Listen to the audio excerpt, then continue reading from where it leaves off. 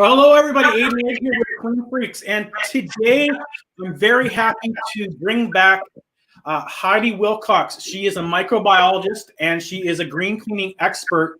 And with the recent COVID, we thought we'd bring her back because there's a lot of interesting things that have been going on, both good and negative. And today we're going to talk to Heidi about what we can do in the cleaning world to be better at it. So you're not going to want to miss this episode.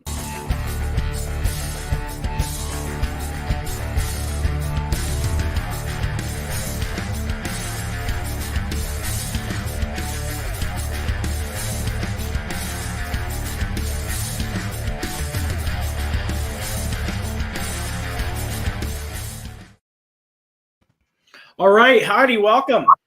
Hey, Adon, how you doing? I'm good. Lots happened in the last month. I started going live and COVID, and it's been interesting. I know this is an awesome way to get information out. I'm excited. Yeah, I'm really excited by it too. It's a lot of fun. It's a little technical, but hey, it's pretty cool. So, for those that don't know who you are, let's just give a bit of your background and what you do and why you do it. Yeah, well, thanks. So I'm actually by education a microbiologist and chemist, an environmental engineer, and a chemical alternatives expert or expert on reducing toxins and pollution in processes. So I ran a laboratory for the state of Massachusetts for almost 20 years doing performance testing, started out military and aerospace and ended up in green cleaning when it came along. And that's where I find myself, and I love it because it affects everybody. And my mission is to really help people, especially now with COVID, clean and disinfect correctly, easily, streamlined, cost effective, high efficacy and performance, and not have to worry about things like that. So, and help people identify and how to vet new products that are coming at them, because a lot of facility managers are getting inundated right now, and sometimes you don't know what to ask. So the About Me slide is up. So yes, I'm a lifelong New Englander. You will hear no R's. I can park your car at Harvard Yard easily. And so I'm based in the data, the proof of concept in the data, because it doesn't lie, whether it's good or bad. I am also a great proponent of technology, especially now during COVID. We need to find more time to disinfect and sanitize. So if technology can help save time during cleaning and removing soils and pathogens, then that's where I'm all about. Sustainability right now, it's time for everybody to actually embrace it, reduce solid waste and reduce things that we put out to the environment. And then now, because of COVID, supply chain matters. So what products are you using, where are you getting them from, and will you be able to get them in the future? So very cool. Yeah, I know we're going to get to it, but last time we spoke, there was some really interesting data you had with bacteria counts and stuff, which we're going to get to, which I really thought was really kind of something that I wanted to articulate and use your expertise to let the marketplace know about some of these results you're getting and some of the different tools that you're using to get these results. So we'll definitely get to that. So one of the things you say there, and it's one of the things that I learned going to school, at business school. Before I went to business school, I went to business school about 10 years ago, graduated. Before that, I used to make all my decisions just on my gut. yeah. And where you come in and where I understand it from, when you have the data, then you can analyze the data and then make your decision based on your gut, but also the data. So that's really one of the things I wanted to bring you on as well, is because you have the information, you have the data on COVID, that we both can look at it from both a perspective on how to protect ourselves, and then also from a perspective on cleaning to help protect our customers and clients. So it's a really hard time right now, and the confusion and the fear is even as high now as I think as it was in February and March and April when it began, and that's concerning to me. Yeah, there is a lot of confusion for sure, and I would say at times I'm confused, to be honest. Me too.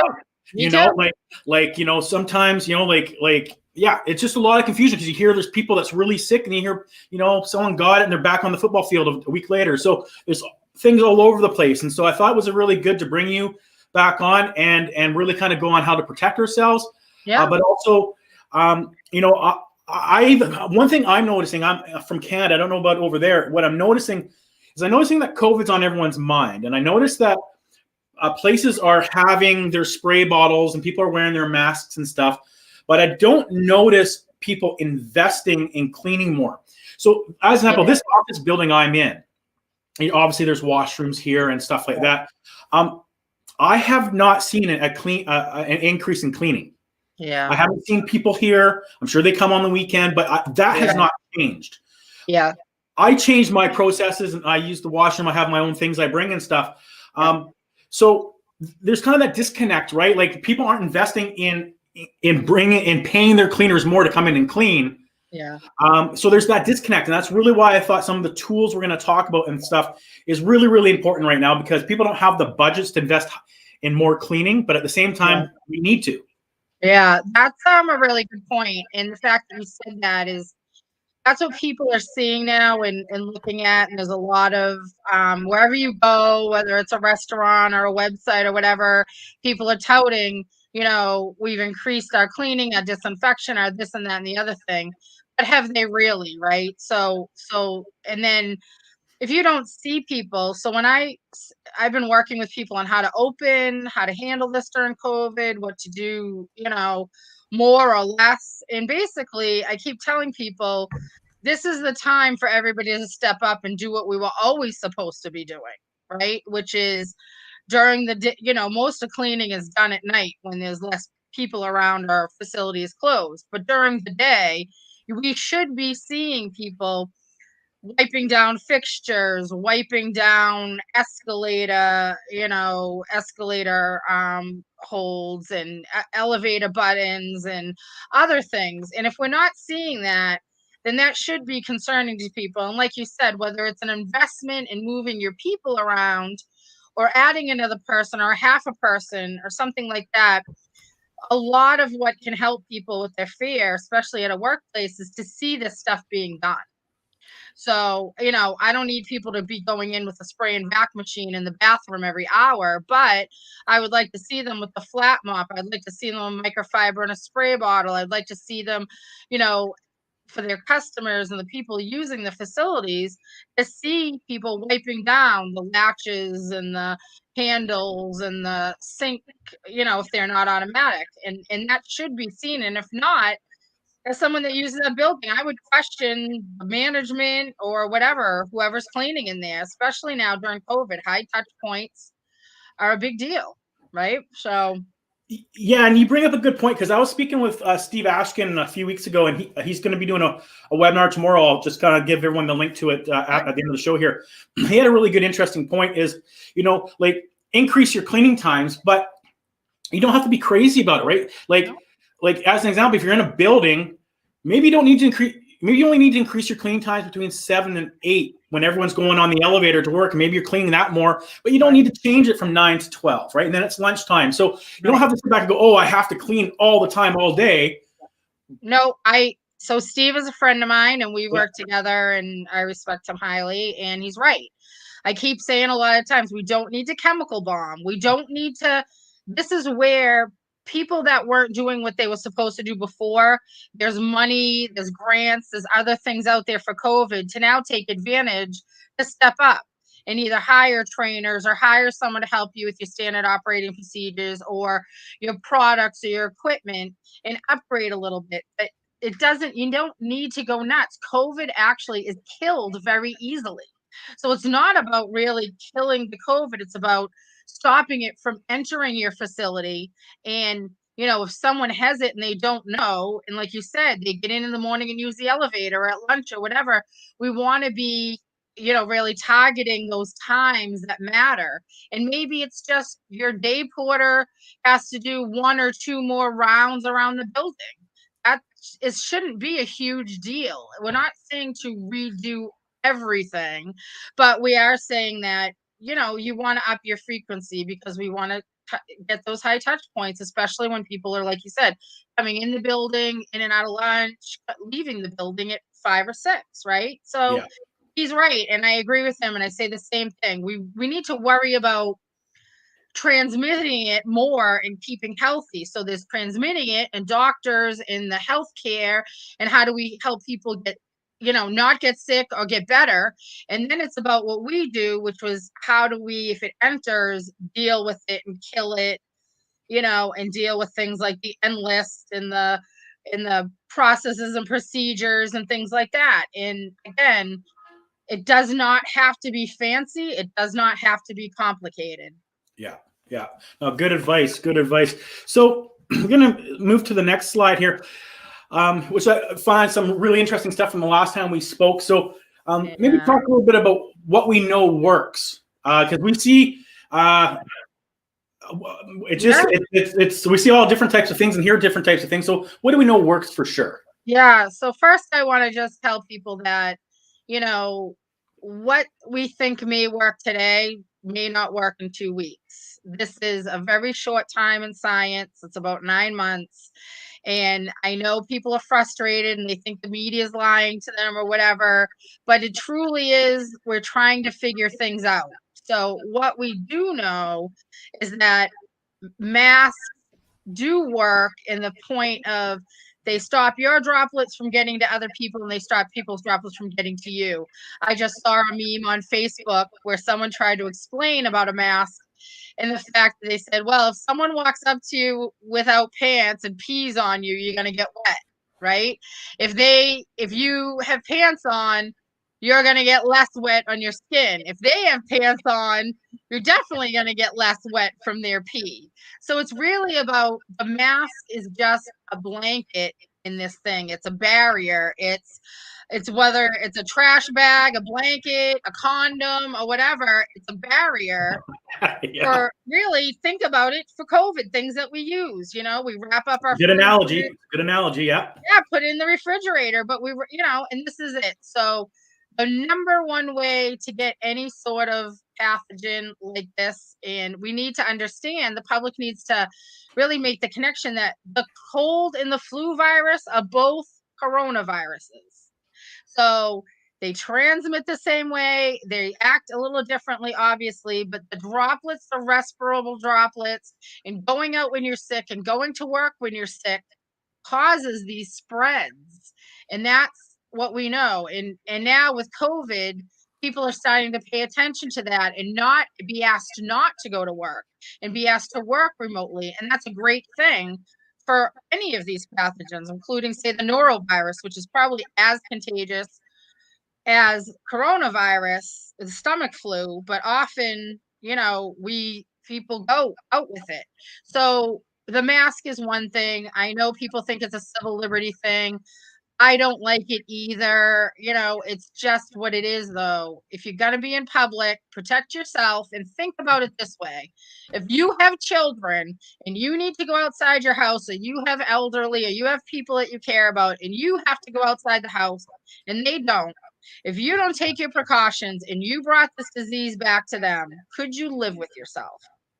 And that's what I want people to just ask themselves. And then things like, I like to have a good time as well as everybody else, but going out to a bar, going out to drink, keeping that mask down, talking loudly, these are all things that help, transmit the virus. Can you, go to someone's house where you have space and be able to sit far apart and still drink and have fun and meet with people. When I was just on a trip last week, we had 4 people.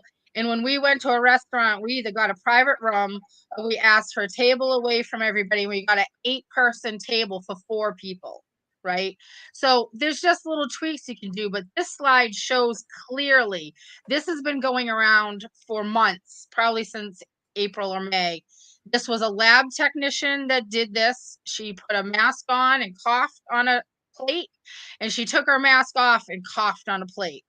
So the right plate with all the colonies on it, it's not COVID, but it's whatever bacteria was in her mouth, good or bad.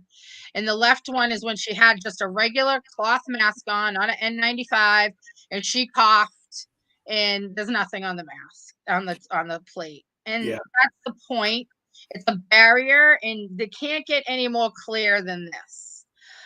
Social distancing, very hard when you're with people that you know. A lot of states and governors and other people are saying, please do Thanksgiving different, just your immediate family. And I have to agree with that. And I cook Thanksgiving, and I'm not happy about having less people. But, my cousins I only see twice a year, who I know very well. I don't know what their day-to-day is, Adon.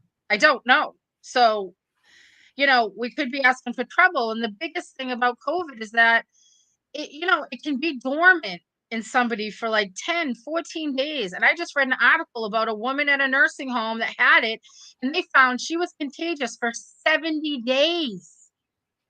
70. Wow. Wrap your mind around that. And if they didn't know it and just thought she wasn't contagious anymore after 10 or 14, everybody that walked in and out of there, her caretakers, possibly took that home to people. And then sanitize and wash your hands. It just is. I was not a sanitized person. I have little bottles of sanitizer everywhere. And, it's just about protecting yourself. And I say somewhere in here, you don't need gloves. You have the mask on. So if you touch things and you're out of the grocery store, you get in the car, you sanitize your hands or on the way out. And you have the mask on so you're not touching your face with the dirty gloves or your hands. So that's really the process. And just be smart. If we can stop the transmission, we can get this under control. But we were just talking before we got on air. Right now, we're over 250,000, probably close to 300,000 people dying. We know COVID's easy to kill on a surface, like I said. So HIV, one of the most deadliest pathogens we've seen in the last 50 years. We now know it's easy to kill on surfaces, but now we also have medicines and things where people can live with it for decades and have no show of the virus. That will happen or possibly happen down the line with COVID, but not in 9 months, right? Yeah. And what we were talking about, the 2 vaccines that have gotten a lot of press in the last few days from Moderna and from Pfizer, they're showing really great results. And on a 2-shot protocol, they're showing over 90% kick down of COVID. So it is a really, really promising. They're getting the distribution lines ready, but we still have to remember they're trialing, and that, possibly the first shots could be out in 6 to 8 weeks, but that's going to be for healthcare, military, not the general public, right? That's going to be into 2021. And one of the things about that, I don't know, we're coming from Canada, so I was watching a report this last week out of Canada, and it's just over 50%. I can't remember the exact number, but just over 50% say that at this point in time, they will not take a vaccine. And then they had 12 people, and they were talking to different 12 people, and they all had different reasons, and everyone has a legitimate reason. I think the number one reason was they're not sure of the side effects. So you're going to have a lot of people not take it right now. They're going to sit back and watch, and if you start growing a third arm, right? So it's going to be a slow. Yeah, I understand that. And I 100% understand that. There's been a lot in the last, say, 5 to 10 years about autism and vaccines. And we know that was proven to be wrong. And we do have a lot of vaccines out there. So, we've eradicated things such as polio and measles and other things that we've seen come back because people won't vaccinate. But we have to realize that the scientific community has been making vaccines and medicines for a long, long time. And while side effects are an issue, right? The flu and pneumonia shots that people get every year are on the line of a vaccine because the flu mutates every year. We have to do one every year, right? Because from Australia up to here, we get mutations up to the North America, and that's why we have 50% about efficacy of the flu shot. And I tell people it's still worth getting because it's 50% less chance to get it. And then if you get it, it gives you a less symptoms, less severe symptoms.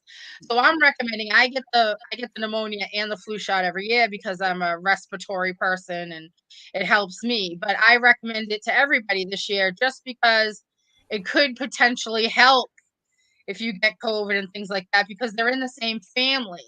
As for the vaccine, it's going to be for the general public that are saying they won't take it early.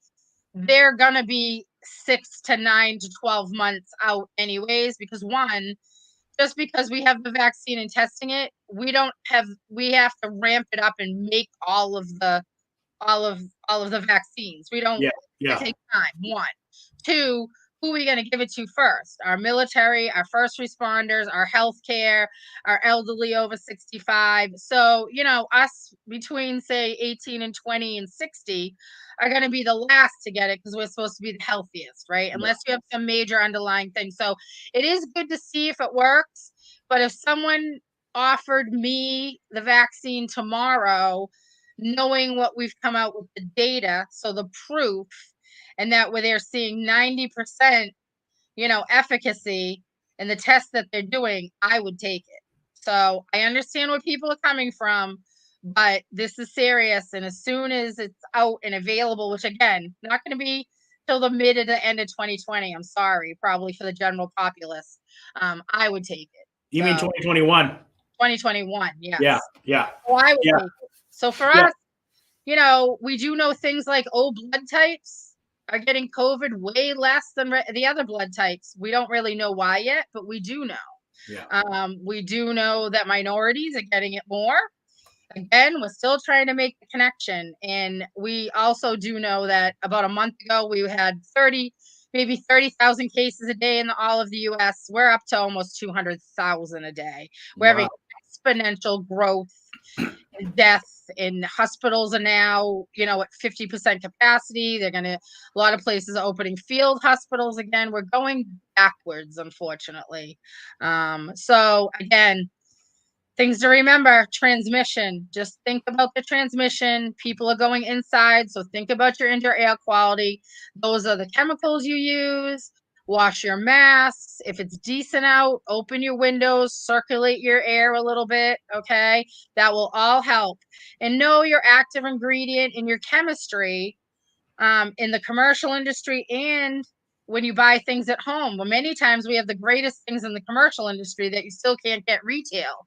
So, when you go to Target or Kroger's or your grocery store or Walmart or wherever, really look at the products and look for things that will be less harmful to you, such as, oxygenated bleach. Unlike chlorine bleach, it won't hurt your carpets or your clothes or things like that. Look for citric acid, lactic acid. In your home, it's you and your few family members. You don't need to chemical bomb your house. Clean it, wipe it down, remove a lot of things, and then sanitize and disinfect where you have to.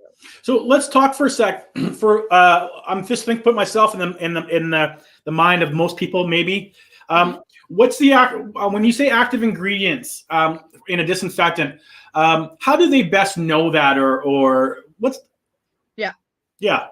So basically, commercially, people get SDSs and things like that, safety data sheets. Yep. And you can look at them and you can talk to your distributor and your rep and talk to them about the active ingredient. And it's the thing that does the killing, right? So there's water in these things. There's a lot of other stuff, but there's the one or two or three things in there that does the killing of the pathogens we're talking about. So the Enlist has over 400 products on it, and they have active ingredients ranging from chlorine bleach to quaternary ammonium compounds to hypochlorous acid and other things. And most of those 400 things have been grandfathered in because they've shown efficacy against other coronaviruses like SARS and the things that we've seen in the past. So they automatically were okayed under the pandemic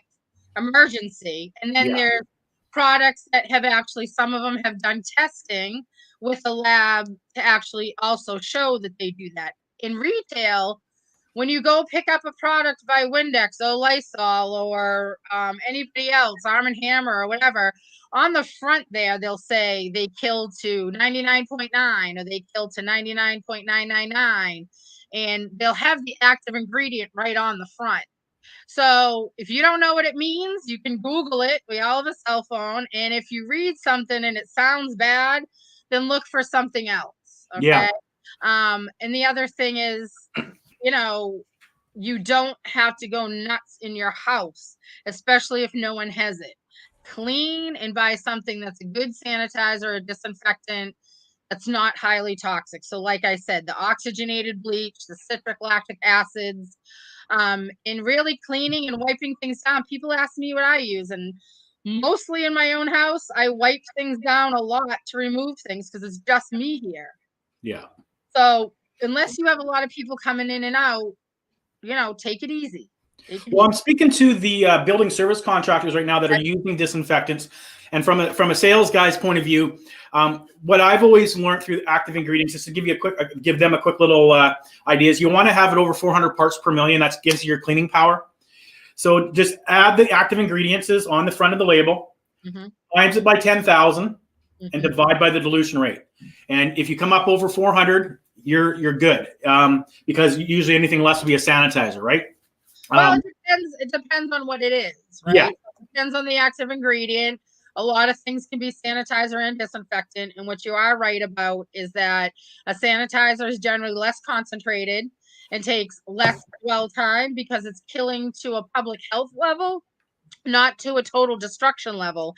It's killing to a log 3 or a 99.9 level of killing, which is really good. It's public health. Disinfectants will be higher concentration, generally will take a longer time to work. So their dwell time of what's on the label might be 5 minutes or 10 minutes instead of 1 or 2 for a sanitizer. And that's because we're killing to a 5 log. So we're killing to almost complete destruction. Okay. So we want disinfection mostly, but sanitizing kills great too. So if you're in a school during the day and you don't want to be, spraying around disinfectant all day around the kids, you can sanitize high touch points. And then at the end of the night, say for procedure, we go in and we disinfect everything and e-spray and everything like that. So, that's good advice. The procedure and the concentration and what we're trying to do, they're all tied together. A lot of times I'll have people contact me or some of my clients, and it's give me the number of how much time until I can go into a room after I, fog or after I electrostatic spray. Yeah. And, I hate it because people think I'm trying to be difficult, but I'm not. The answer is not one answer. It depends on the size of the room, what you're using, the application, if there's going to be people in the room after. So it's really, there's a lot of nuance and finesse to it. And but it still doesn't have to be complicated. So now I know this slide has a lot of numbers, and some people might just glaze over it, but this is a very important slide, and we talked about this last month when we got together, and it was very informative. So I'm gonna let you just kind of let me make it as simple as possible, but let everyone recognize what this is and why it's relevant to them. Yeah, so this is I like data, and in the field for disinfection and really trend to show cleaning and killing, we use an ATP meter, adenine triphosphate meter, and what it does is it will give me an idea of, or anybody, what's on a surface that's live. I can't go down to tell you exactly what's on the surface. So it could be grapes, which are live and produce ATP, or it could be staph or E. coli or COVID, right? But what it tells me is it shows the process people are using. Okay. And so this was in a high school that I did a few years ago when I was putting in what I considered at the time the best system in the country, which was aqueous ozone cleaning and then hypochlorous acid killing or sanitizing is what I did. And what I tried to show was the first column on the left is the one that is in a middle school girls' bathroom. And those were the readings we got for what was live on surfaces in a girls' bathroom at the end of the school day. And the ones that are highlighted are very, very, very high. Okay, 600, 600, 1100. So the meter goes up to 10,000. So the higher the number, the more things that are on there. I can't Okay. tell you what it. So then the next one is we cleaned with a spray and vac machine in there. So spray and vac machines, any type, are known to save labor and clean better than hand cleaning by 20 to 30%. Those numbers are at ISSA and other ones, and we know that. So we cleaned with the aqueous ozone caddy, sprayed it down, vacuumed it up, wiped some things, and then I went back in and tested. And just that one cleaning, the third column shows you the percent removal of the live cells on there that could potentially be harmful. And they're all in the high 80s to the low 90s range. Okay, so just by cleaning, we've done that. And people will say to me, well, why do we have to do the last 10 or 15%? Well, when you're talking a billion germs, 100 million or 150 million is a lot. Yeah. So then the blue areas there is we took ATP readings after spraying with just 100 ppm, so sanitizer level hypochlorous acid, which is disinfectant based in chlorine, but a neutral pH. And what we got was another 90-something% removal, and we got ATP readings in that girl's bathroom. The highest one was 14. So all the readings in there were under 14, just using aqueous ozone and sanitizer. And this is hospital level. That's hospital level ATP readings. Wow. So that's the proof. That just shows what was on there before grossly, what was after cleaning, what was after sanitizing. So imagine, we have COVID, we have the flu, we have norovirus. We bumped this up to 500 ppm to the disinfectant. And imagine, how we're going to keep things in control. And this is something that I put in Salt Lake City schools in 2017. And they have been held up as one of the best school districts in the country ready for COVID because of this. And, so, it is just 2 products and an electrostatic sprayer. Yeah, so I was just going to ask you, maybe just paint a picture, the best for someone, a desk or whatever. What's the process? What process were you getting? Just spraying a product, wiping it? What were you doing?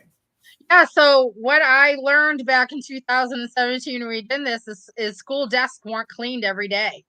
So I was fascinated with that because it's a time thing. They're not cleaned every day. Okay. So I'd say in 98% of schools probably around the country and the world, the desks are not cleaned every day. Now they probably are because of COVID. Yeah. So how we did this is we brought in training, we brought in these products, and what we found was that we were able, during cleaning, bringing in spray and vac and doing this other stuff in the training, to stop some of the stops and starts of the process of cleaning in and out of the room. We were able, they did in Salt Lake City, they had a specialist that did the restrooms because some of the teenagers that worked at the high school worked in the system. So they didn't want them around the more toxic chemicals that were usually in the bathrooms. So the supervisor did all of the gang bathrooms, which were 8 of them, and then girls and boys, and then he did, I think it was 9 to 12 little private ones. It used to take him the whole night, 6 hours, bringing in the new equipment in the training. He was able to knock 2.5 hours a night off of that time. And then they were able to clean every desk every night and disinfect every high touch point in that school every day after putting in the system and the training.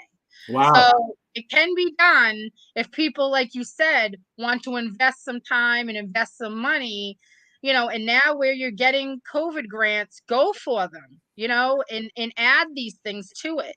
But even if you're hand cleaning your restrooms and you just go to a spray and vac machine, whether it's Clark or NSS or Kyvac or aqueous ozone with Clean Core, it's going to save you some time. Yeah. And that's where you'll be able to then up your disinfection and sanitizing game. Perfect. Okay. That's some interesting stuff here up there. Now, this is hand versus machine cleaning. So the hand versus machine is painting a picture here. We're talking about obviously spraying with a cloth. And the machine is what type of machine? A Kyvac machine type of thing? Is Kyvac, NSS, a Clark, a Clean Core, anything that you spray things down and then you can vac them up. And mostly you spray it and vac it up off the floors. Yeah. But then, you can spray it up, vac up the floors, and then you can wipe down the porcelain and all that stuff after, or with certain cleaners, aqueous ozone, you can just let it dry. So I did this for a big international distributor, a service contractor that was at an airport.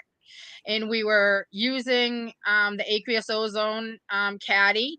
And they basically were like, well, why is this different, or how is this better, or whatever. So I looked at ATP with traditional cleaners and chemistries in a bathroom, and then I looked at ATP of cleaning, and then I looked at it with the caddy. So what we found is, you can see the first and the last columns, they really show us where we can get to with the cleaning of the spray and vac. So you can see, after cleaning hand weight, we get 847 on this top one, then we have 248. And that's just cleaning. That's not even then when we're going to go back and sanitize and disinfect, right? Yeah. So you can see the difference. And it's just because the spraying can get on things faster. The spraying is more ergonomic. People that are hand wiping, they may not change their cloth enough. They may cross contaminate. There's a lot of this trigger spraying that, it's just a lot of time. So, I wanted to look at that for them and really prove to them why they would want to. And what is CCT caddy? What's that? That's the Clean Core technology. So there's a company out of Omaha, and what they did was aqueous ozone. We've never been able to use it in cleaning because it's so biodegradable. It reverts right back to water and oxygen. So we needed some sort of piece of equipment to put a generator in to allow it to work. So you can put aqueous ozone in an open bucket. It's only going to last for 2 hours. We put in a pressurized sprayer. It will last and be effective for 4 hours. And then if we have a caddy, we plug the caddy in, we put water in it, you press the trigger, put the button, press the trigger, and aqueous ozone comes out on demand. So that means you buy the caddy, you have all the cleaner you need as long as that caddy's working. And right now, those caddies are made in the United States. So supply chain issues are a huge issue on getting things. And, if we can't get certain chemical components of, a concentrated chemical cleaner or disinfectant, it's nothing against them, but it's the supply chain. And if they can't get out of their country, they can't get into ours. Yeah. And we're going to find shortages. So, people ask me, so what do I do? I can't have my college and my school and my office building or my airport. I can't not have cleaner or sanitizer or disinfectant. So the on-site generation is coming into its own. It's been around, but it's just been a different process than we're used to. Okay. So that's Clean Core Caddy. This was done in conjunction with the airport and Clean Core. So that's the metric that we use. But any spray and vac machine does the same thing. I like aqueous ozone, but if you get a Kyvac or an NSS or whatever, and it's going to help you. So nice. Okay, so that's interesting. That data was huge as far as reductions go. Now, this really is, even though it was done in a middle school, it applies anywhere. I could have been doing that in an airport, in an assisted living, in a nursing home, or whatever. It's the same process. It'd be the same. And so this slide here, maybe just go into this a little bit. Yeah, this is a little direct. So I see that. I'm from north of Boston, and I say that as it is a lot of times. I don't sugarcoat things because I really take what we do in very seriously. And I really feel for facility managers and other people right now because they're asked to be a lot of things, right? They're asked to deal with salespeople. They're asked to vet products. They're asked to know chemistry. They're asked to know this and training, and there's a lot. Yeah. But here in Massachusetts, near 20 miles from my house, there was a death at Buffalo Wild Wings last year because there was an acid product used on a floor and then a chlorine bleach product used on top of it. Gases, toxic gases, sludges, 13 people went to the hospital, and the manager died trying to get that sludge out of the back room of his Buffalo Wild Wings.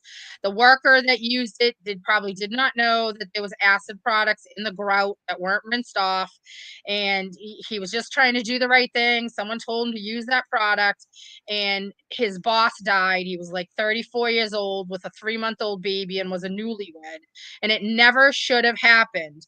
So companies need to take responsibility, even if they're a franchise company, for the chemicals policy and for training and teaching people that buy into their companies. So basically, Buffalo Wild Wings, I bet those people were buying their disinfectants and their cleaners from maybe Cisco or someplace, the same place they're buying their chicken, because they had no guidance, and this is what happened. So at this point, there's no excuses anymore. If you're doing things because that's how you did them 30 years ago, I don't care. That doesn't fly with me.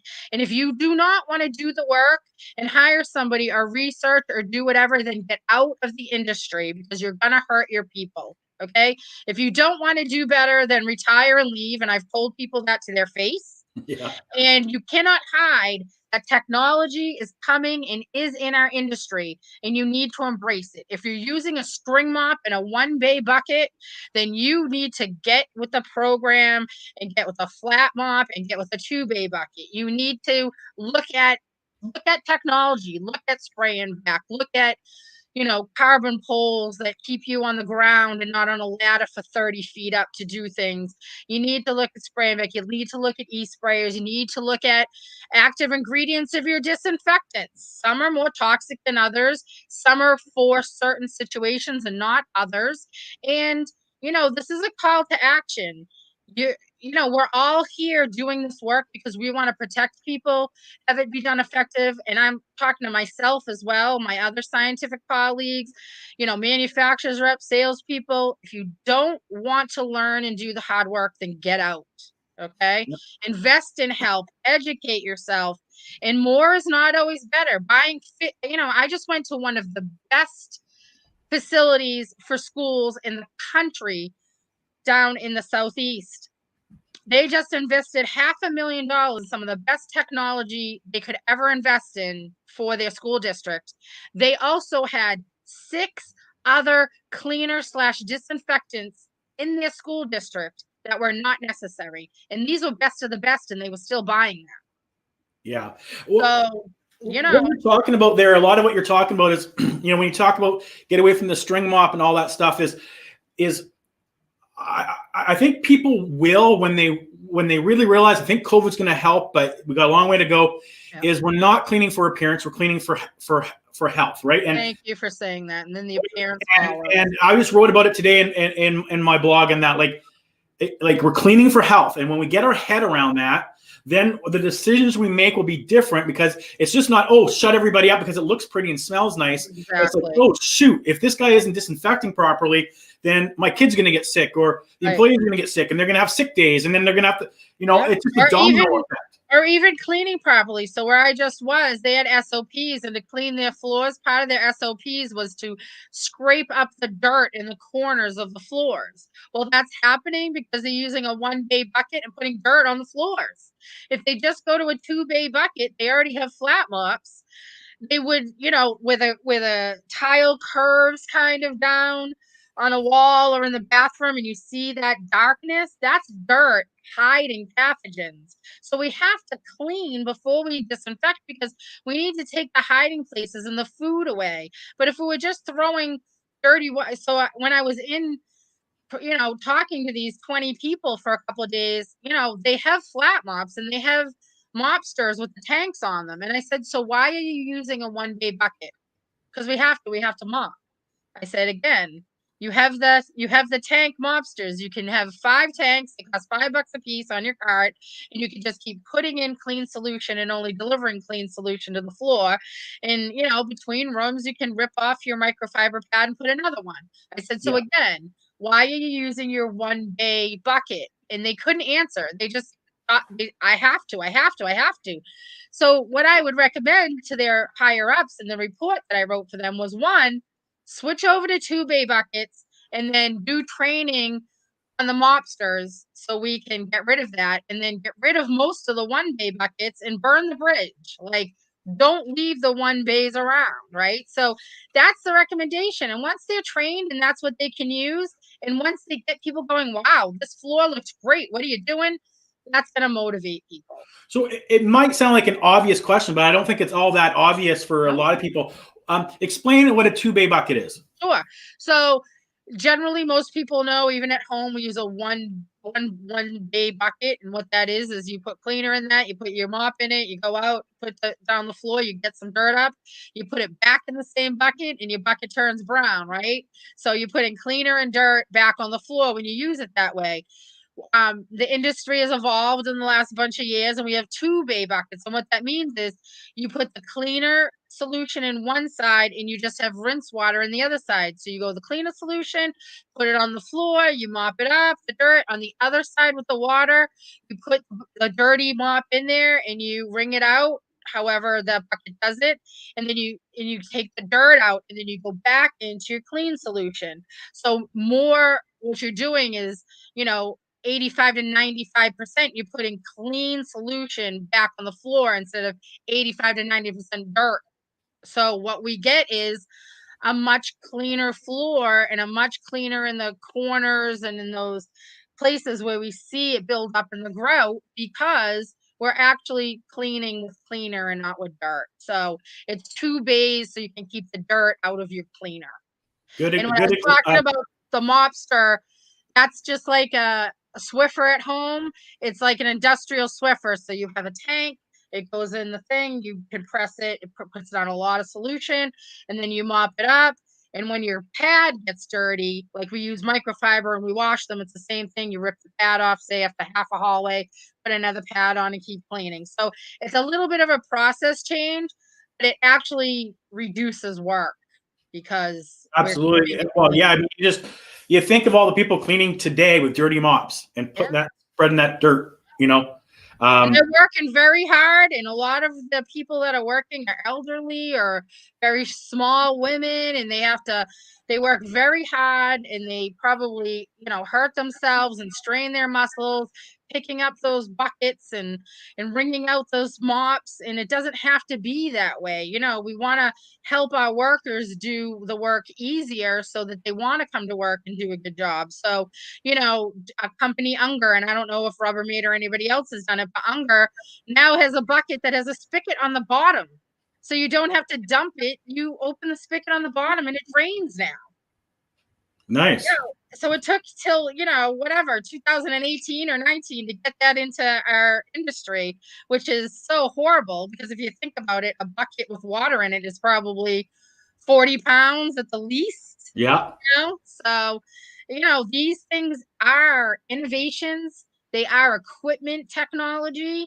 Just like, should we be wiping flat surfaces only with our hand and a microfiber? Training and other things that we've done in the field have shown if you have a telescoping pole with a microfiber pad on it, you can stand up much straighter and do a conference table, or do the glass in a doorway without going like this all the time, the wipe on, wipe off. So, it helps the worker be more comfortable, and it might save 2 minutes here, 2 minutes there, 2 minutes there.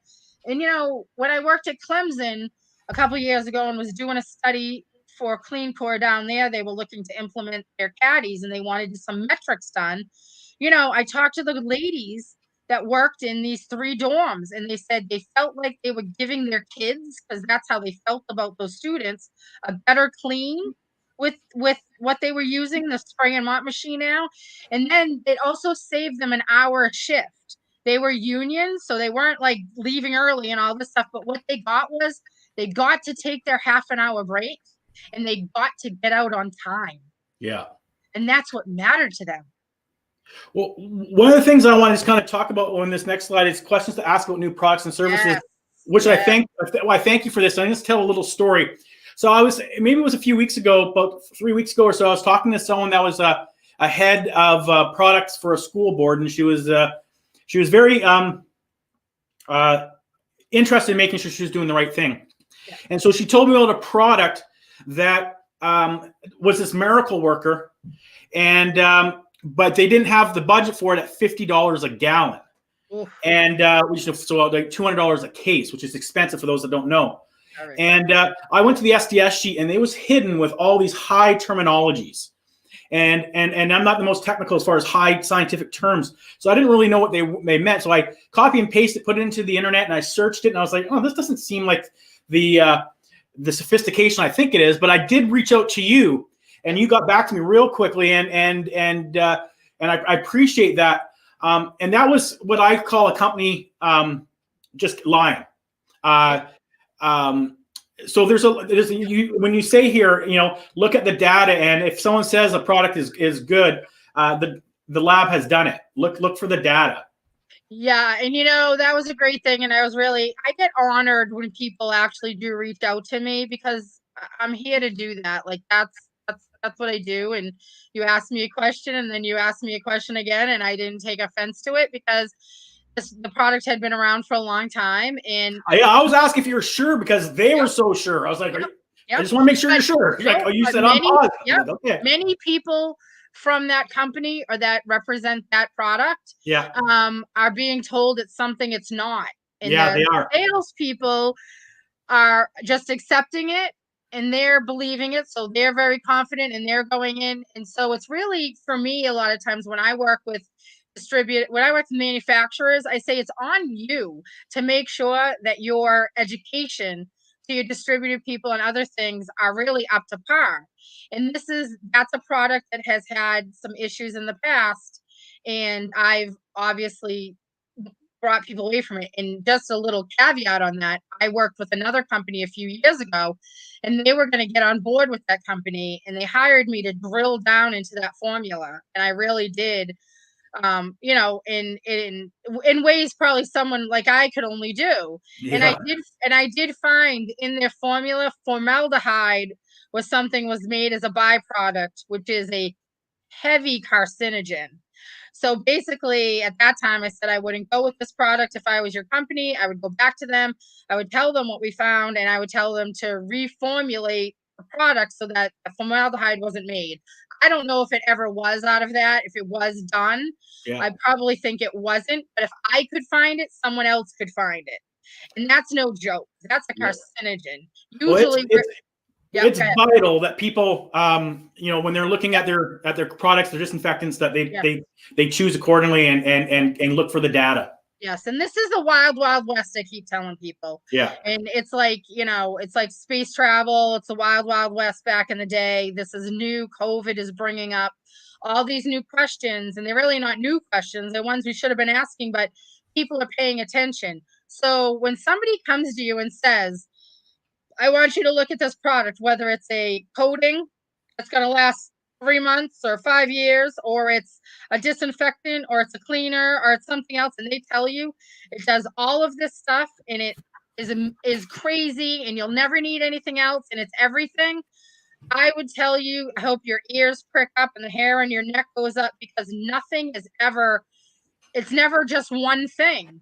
There's things about every great product that they have their, not drawbacks, but they have their limitations.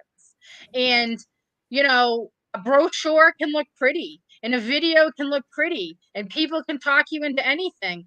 But just like I said earlier, if it's what you always did, that isn't okay anymore. And if it just is pretty and sounds great, that's not okay anymore. There's resources like you and me and other people out there to help you. And that's what I say to people. Google something. Don't go it on your own. You're asked to do a lot. Ask for help. So with your disinfectant on this slide, go back to that slide, please. Oh, yeah. What you need to look at is the active ingredient, which we talked before. Every active ingredient has a CAS number, and that number will be next to it on the SDS, and you can plug that in, and it will into Google, and it'll pop up what that product is. And then there should be links to a lot of different stuff about that chemical ingredient, and you can start to read it. And if your gut tells you this stuff doesn't sound good, like you said, believe your gut and ask somebody who can get through that stuff for you. Okay. And it's the fingerprint. So people often say, oh, that's just that. That's just that. No, it's not. And many times I've had to go to Department of Health and other thing and say, this is the number for this, and this is the number for this. And they aren't the same. Just like a book. You have an ISBN number for a book. And I used to work in publishing, and every book has its own number and its own fingerprint. So you need to know what you want to kill. Right now, everybody wants to kill COVID, but sometimes it's MRSA if you have wrestling mats. Sometimes it's flu and cold during the season. Know what you see in your facility and what you want to kill. Okay. Then look at the products and make sure they kill that thing. I was talking to some dentist people the other day. They want to know TB and COVID, and that's what they want to know. TB. So, okay, so know what they do, and then look at the toxicity, look at the warnings. If the warnings on one disinfectant say it's going to burn, it's going to this, you got to go to the hospital, it's going to whatever, and another one says it may irritate you, you go with the one that says it's going to irritate you and not burn, right? Yeah, if they kill the same thing, you go for the one that will do the less damage. Yeah. And if any disinfectant ever tells you a sanitizer and their marketing says it's non-toxic, it's absolutely safe for humans and in the environment, you should walk away. They don't know what they're talking about. By the definition of a sanitizer and disinfectant, they kill things. They're registered as pesticides. So you can be less toxic and safer. Well, it's interesting you say it, because I had someone talk to me the other day and they were like, well, I have a disinfectant. Is it safe for animals? And I said, well, it's a disinfectant. I mean, it's a disinfectant. I mean, yeah, it's going to kill. They're thinking, they want to safe for animals. It's disinfectant. Killing microbes.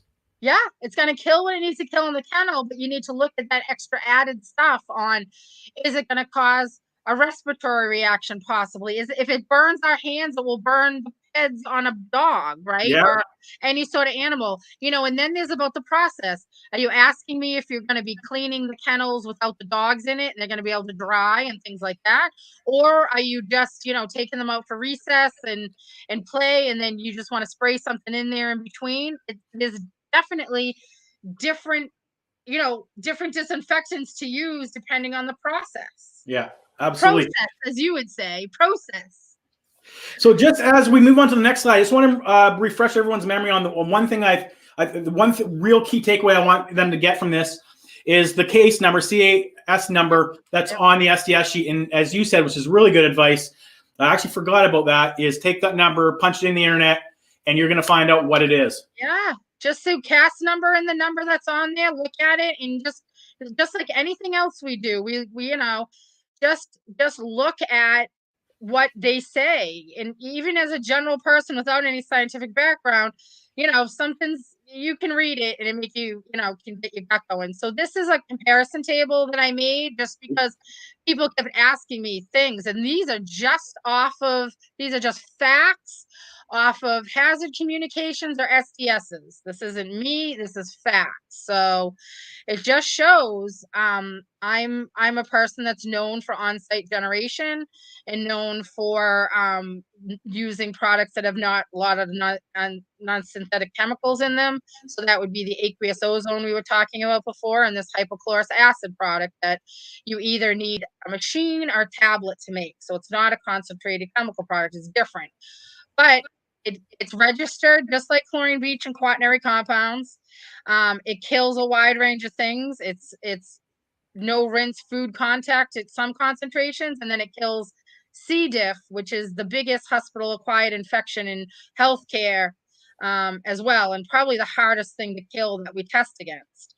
So, and this is just comparing the different things. So, is it an asthmagen? Can it cause asthma or hurt your respiratory systems?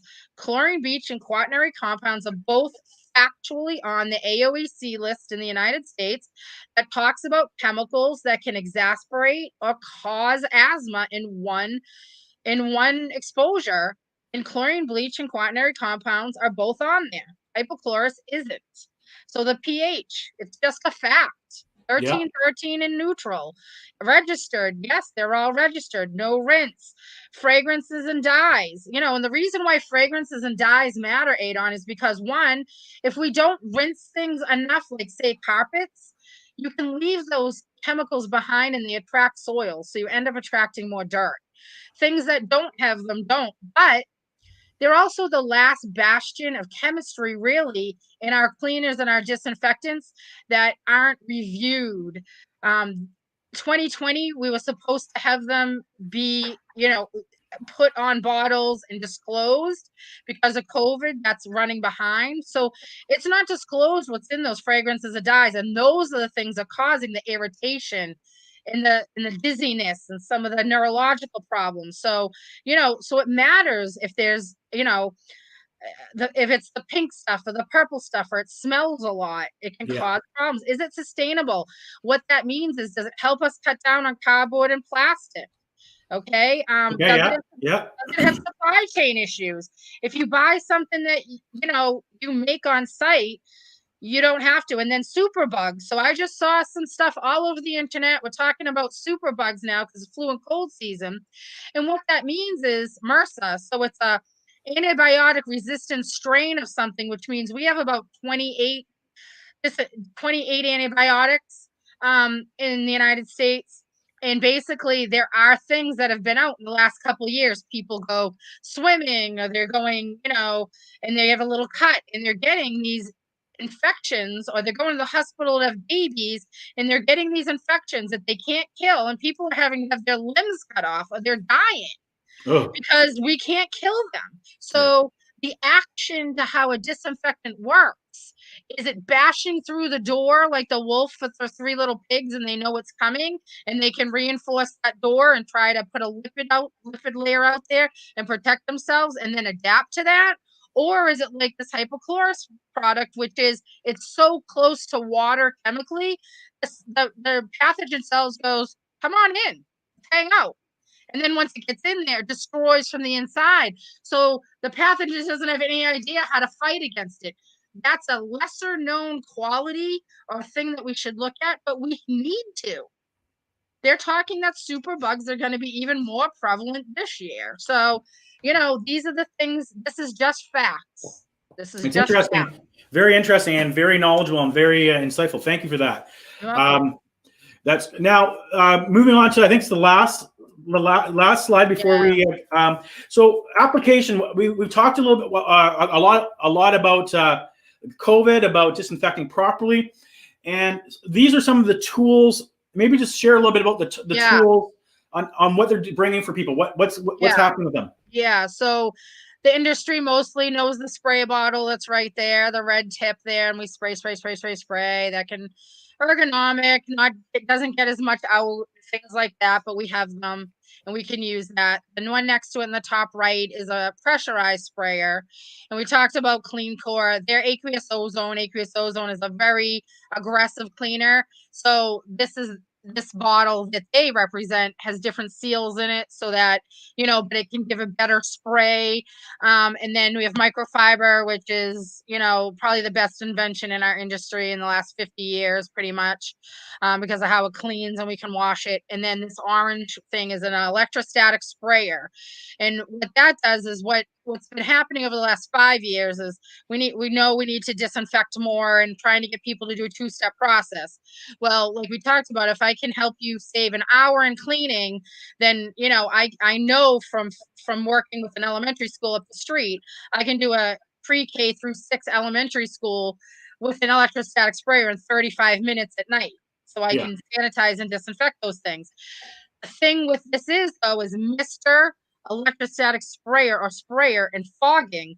They're all different terms. People use them interchangeably. Misting, spraying, and fogging are all about the droplet size that comes out of a machine like that orange one. And the EPA has been coming out with some guidance saying, we don't want you to do it, but we won't prohibit it.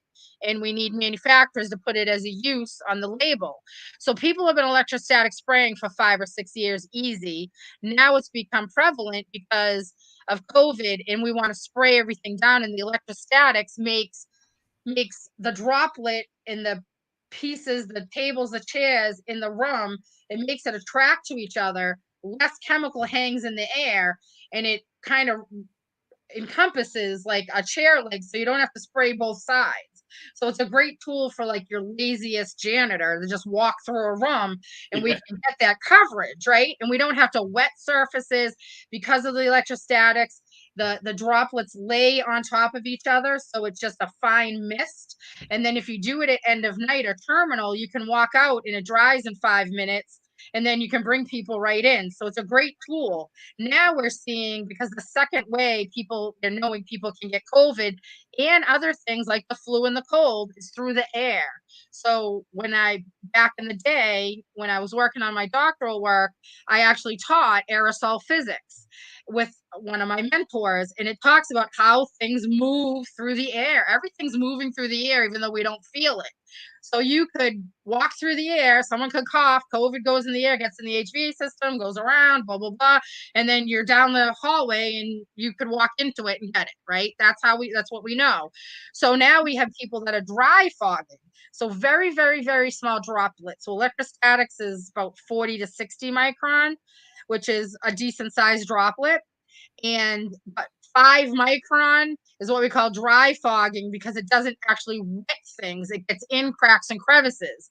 So if you have high ceilings in your building or whatever, it gets into those all higher cracks and crevices and things like that. So the mister, the sprayer, and the fogger are 3 different things. We really don't want to mist, because that's just throwing stuff in the air and waiting for it to fall.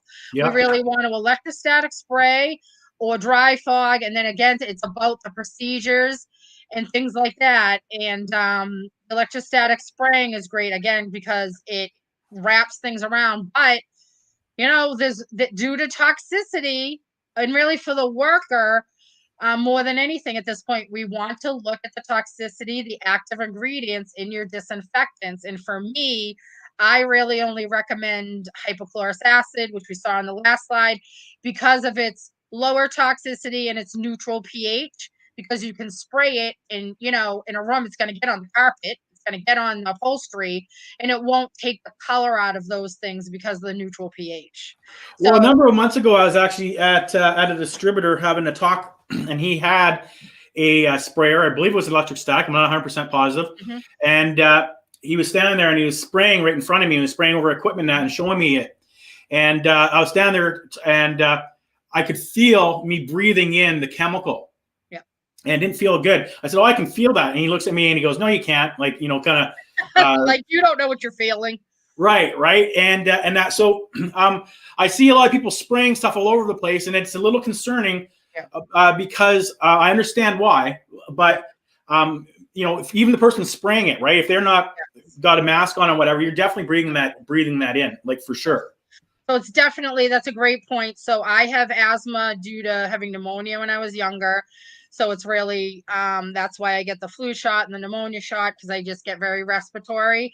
If I used to walk into my best friend's house and he loved bleach and my chest would seize up, and I could go into, say, BJ's or Costco, and the pesticide aisle, if I couldn't walk down it, same thing.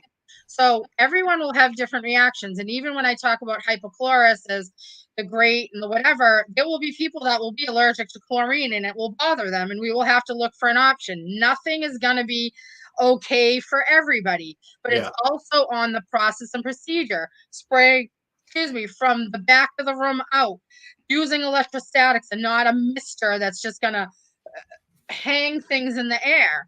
The dry fogging, that should be a machine goes in, you set it, you walk away, and you let it fog, and then you pull that out. I have been in an airplane hangar where they have fogged the entire thing with a less toxic disinfectant and not affected any of us at all. But you can't do that because that's regulated under FDA, right? Technically, we were dosing ourselves with that disinfectant, and that falls under FDA. So that's a big, and that's what I get a lot of times is, well, how do we do it? How quick can I get into it? And like I said earlier, tell me what equipment you're using, tell me what disinfectant you're using, tell me your process, and tell me what type of facility. And I'll either help you change it so you can do it well, or I'll give you, what I think are the pros and cons of what you're doing and educate you so you can, but you've been given, right, the information on whether you should or shouldn't, and then that's up to you. And when I work with clients, I hold a hard line and I say, you as a company will only, recommend this or put this on your label. If you don't agree with me and you're not going to do that, then I walk away, because if they dare hurt somebody because they don't want to follow the right protocol, I'm their scientific person. It's going to come back on me. So there's a lot of things that happen right now, right? That we have to, and like I said in that slide, if you don't want to do it, then get out. Like, it is a very difficult time right now, but I do more research to double check myself than ever. I Yeah. I spend every day reading 2 hours worth of COVID reports and things from scientific places that most people won't see, and just look at what's going on to educate myself. And when, and things like the sprayers and the foggers, the data isn't there. I will give everybody what I know and what I've done from the field and what we know from now. But I'm getting ready to go to, a lab right now and do fog testing. I'm also going to a lab in military aerospace to test, if we're going to fog in a room, say a hotel that has a TV and a lamp and a clock in it, I need to do testing on whether we can fog those rooms and if those electronics are going to fail in a month, right? Yeah. Because if not, then the companies that get into the equipment and the chemistry are going to be sued for millions and millions of dollars. So I take it very seriously. And sometimes I think people think I'm just being that difficult New England woman, but it's really about looking at the variables and protecting the people that I consult with and that ask me questions, just as if they were my own family. And this is why I do what I do. Those two dogs are my babies. That's Fiona on the left and Remy on the right. They're brother and sister. And that's my nephew, Jordan. And he has only had the disinfectants that I have said since he was born in his house. And those two little dogs, I use what I like to represent, which is the aqueous ozone and the hypochlorous, in my house and on them. If they have hot spots, I spray the hypochlorous on them and the aqueous ozone, and they work, and I walk the walk, and because I have asthma, that's what I use. And I care about them as much as I care about everybody else. And right now during COVID, I believe that everybody that's in commercial cleaning should have the information, and everybody that's out there for the general public deserves to have these things come to market. And hopefully within the next 6 months, some of these only commercially available products will be available on the market. And that's really been the goal of my career for 20 years, is to make sure everybody has the options, and that the media that basically tells them if they don't use chlorine bleach, they're horrible mothers and people, we can combat that. Well, Heidi, you know what? Your passion is obvious, and really appreciate your time and your willingness to share your insights and your knowledge. Tell people a little bit about what EVS Solutions does and how you can help them. Yeah, so I'm toying with changing the name right now to Public Health Solutions, but it's really EVS. Before COVID was really the main environmental services, and EVS is in healthcare, and really where people get amazingly sick and die from infections. So I have a friend help me with this name, but I'm a microbiologist. I have a lot of work in the field setting up systems.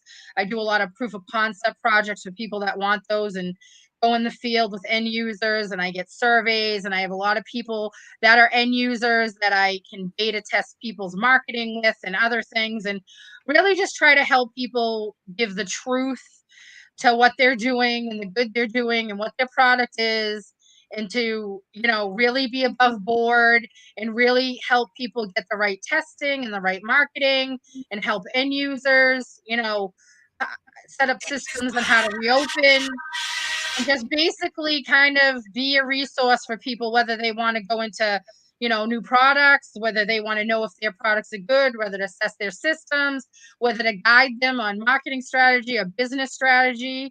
I'm kind of this weird anomaly, because I have all these science degrees and I have all this in-field work. I've been very lucky in New England that manufacturers and distributors and salespeople have allowed me over the years on calls and taught me many, many, many things. I'll never know what people like you or facility managers or things like that really do, and I will never have your expertise, but I've been lucky enough to learn some of it in the language and be able to help on the science side of things to protect people and to be their bulldog and to protect them against people like we were talking about that just want to lie to make money. Yeah, I want to make money too, Adon. I really do. But what's dangerous about me is I will stay, middle class for the rest of my life and do good work rather than lie to anybody. So absolutely. that makes me dangerous because I don't have a lifestyle to upkeep right now. I just want to protect people. And the next one you're gonna do, is it tomorrow? Steve's gonna be on with you. Yeah, I mean, Yeah, I would Steve is love the to kind of introduce Steve today. He's considered the grandfather or the father of green cleaning. yeah, He has a lot of expertise. He's been around for many, many, many years. Not to say he's old because he's not, but he really is a champion of green cleaning and the metrics and sustainability. And he's paved the way for someone like me to bring the data to the field. And he's such a big name. We've worked and presented in many different ways together. He's on the board of the Green Sports Alliance, and he's been instrumental in the Healthy Schools campaign for years, and ISSA and IEHA and all the organizations that embraced me years ago when I came in and said I want to talk about performance and I want to talk about data. And he really, really looks at the whole industry in a different way. And he's just, to me, I consider him a mentor, a friend. I consider him somebody that I respect and look up to. And oftentimes we're two sides of the same coin, and he's just exceptional.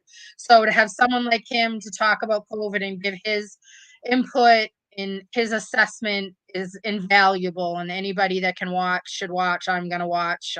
Every time I'm at a place where he's presenting, I always sit in his presentations, and he'll walk up to me and goes, "Why are you here? You know this." I said, "I'm just here to watch you. I'm here to watch you. I'm here to listen to the audience. I'm here to explain some things if they need it, because he's only one person if there's 100 people in the room. And, he's just one of a kind, and he's really, really been instrumental in these things that we have always needed to do and that we need to do now. So, well, there's no question. A lot of us stand on the shoulders of giants, and I definitely stand on his shoulders, and I'm sure you do too. Well. So he's definitely a wealth of knowledge. He's a passionate man that brought green cleaning to the forefront for the industry, really. Yes, and he cares. He cares. He's going to be doing a webinar. For him. He cares. Pardon me? He cares too. Oh, he's a giant, but he cares. Very passionate. He changed my whole career as soon as I heard of green cleaning and sustainability and stuff and saw it through his eyes. It clicked and it changed the trajectory of my career. He's going to be doing a webinar. I'll post a link on it below of this session. He's doing a webinar with Rochester Midland tomorrow. Great. And it's creating a culture of hygiene with Steve Ashkin. So if you have the time, definitely. Rochester's another good company. When I ran the laboratory at UMass, we did some performance testing for them, for the third-party certifications for Green Seal and Eco Logo and DFE and Safer Choice. There's a performance part of that we have to show that product, as it's on the label, removes soils in a very controlled way. And my lab was one of those premier labs, and Rochester Midland always did the right thing and brought their products through and got those certifications. So. Well, it's funny, just in closing, I had a really successful career with another company, and I was the head of, one of the head guys for green. And when I was with Rochester, I got the job with Rochester, and I took their green cleaning course. And my ego told me I didn't need to study. And I'll never forget when the manager looked at me and said, "You failed, eh?" I said, "What?" Like, I was the head guy. And I said, "What?" Because you failed. And it can happen, and that's humbling. I always tell the story. I went to my public high school here through 10th grade. I saw my friends getting pregnant and having drug overdoses and all this other stuff. And I said, I want to be the first one in my family to go to college so I can stay here and maybe go down that path, or I applied to a private school, and luckily I got in for my last 2 years. And when they assessed me, I was in the top of my class at my private school. And they said, "Do you read French fluently?" I said, "No." "Do you write, term papers? Do you this? Do you that?" And I said, "No, no, no." And they said, "What?" And I was the best of the best in my old school. So, the metrics and where we're going and what we think we know, we can always learn. And that's what I say to people when I go into your facilities. I say, I need as much information from you as you do for me, because you're the expert in your facility. You're the expert in your product. I need to learn from you to give you the best that I can give you from Well, me. I always like the acronym CANI. I learned that from, I think it was Brian Tracy. Anthony Robbins says it too, which is constant and never-ending improvement, right? And that's right. And if you're green, you're growing. If you're ripen, if you're ripe, you're starting to rotten. So there you go. Heidi, thank you so much. This has been great. Thank you. I love this format, and I know that I always every once in a while go, "Can we do another one? Can we do another one?" Because I like the format. I love the conversation, and I like being able to talk about what I think is important and you guiding it from your point of view. So I love this almost better than a regular just webinar. Yeah, it's great, isn't it? Yeah, I quite like it too. So I'm doing Clean Freaks on Tuesdays, Sales Freaks on Wednesdays, and Marketing Freaks on Thursdays. Every day, 12 p.m. Ladies and gentlemen, you have been watching Clean Freaks with Heidi Wilcox. Check her out. She is a wealth of knowledge, and she's there to help you and your organization clean better, clean healthier, and protect. Until next time, everyone, I will see you next episode. Thank you so much.